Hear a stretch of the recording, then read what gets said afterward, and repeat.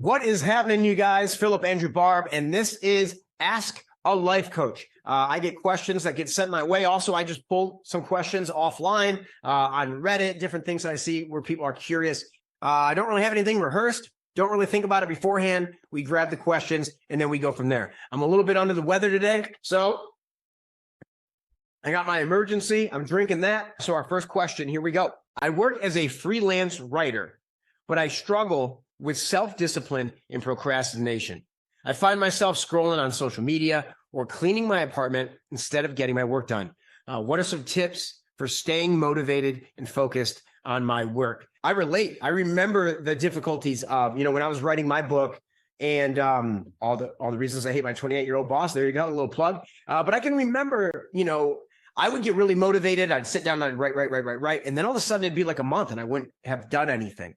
And, I start to realize, like, what are the certain instances where I go, where are the areas that when I'm stressed, when I'm frustrated, when I'm procrastinating, that I go to. And so I had to identify some of those. And I was working with somebody, and in the coaching advice, he said, because for me, I love to go to the gym. So I would totally go to the gym all the time. No excuses about getting to the gym.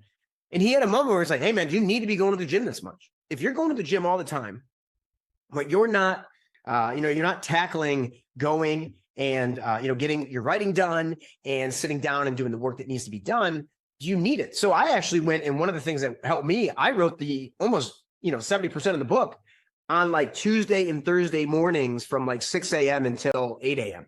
For procrastination, when that stuff kind of trips up, comes in, I think it's important for us to understand what are those activities where we procrastinate with, right? Where are the areas that we go to feel safe? Is it video games? Is it going to the gym? Is it, do we turn to food? But just to make this really simple, what are some tips for staying motivated and focused on your work? Schedule. So already put it in your schedule when you're going to work on these things. Identify what are the activities that you go to when you are procrastinating. And third, have an accountability partner. Have somebody that you can go to and let them know when you're struggling and when you're diving into things. Second question we're going to dive into. Here we go. I work as a marketing manager for a tech company in San Francisco. What's up, Bay Area? I have a lot of responsibilities and deadlines, and I often feel overwhelmed by the workload. I've tried meditation and yoga, but I still find myself feeling anxious and burnt out. How can I manage my stress levels and maintain my productivity? I mean, geez, I feel like this is something that is so real for a lot of us, right? One of the things that I would kind of sit and I would want to talk with this person about, if we were doing coaching, what responsibilities are the most important? Is there a way to allow the deadlines to really dictate what the work needs to be, right? Like if there's going to be certain, say we've got 10 different tasks that need to be done, but 2 of them need to be done this week, 3 need to be done the following. Now you can start to see all right, hey, here's how we structure it out. We look at our to-do list and there's so much and we're like, oh my God, where do I even begin? But as we start to place, and maybe we do we do a grid where we look at our month, and for the month we go, all right, I know that I'm going to have week 1, week 2, week 3, week 4. Where can I start plotting some of these action items, these to-do list items? And where can I say, hey, what can wait until week 4? What should happen in week 2? What needs to happen immediately? What needs to happen of these before anything else can happen? We get very, very frustrated and we get very, very lost and overwhelmed when we're asking a lot of questions internally and we're not getting any answers, right? Here's my workload. Here's exactly what I need to get done. How do I kind of plot this out? Then, once I would, go to some of the stuff like meditation and yoga isn't working. We're in a place now where so many people are always on the, hey, you got to journal, you got to meditate, you need to do a gratitude list, you need to do an ice bath, you need to do an ice plunge, you need to run around, you got to wake up at 4:27 in the morning, right? There's so many different things that work for different people. There's a lot of stuff that work for different people, but it doesn't mean it's going to work for us. Are you meditating once a week? Are you doing it every day? Are you trying yoga all the time? Are those even activities that you enjoy? How can I manage the stress levels? Look, I am always going to be a big advocate for having a coach, somebody that you can speak with. If you're feeling like it's getting into something where it's a little bit more serious, maybe a therapist is great. I love to think that I can be, this is work Phil and this is, business Phil and this is, personal Phil.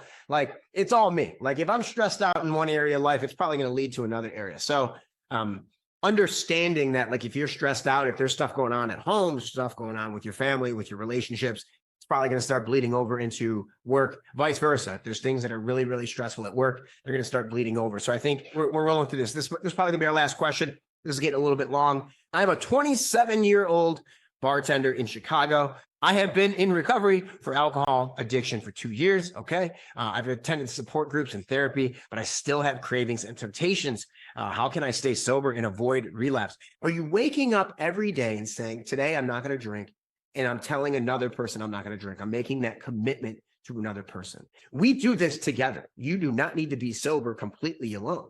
And even if you can, right? There are people that can. I just prefer to do life with people.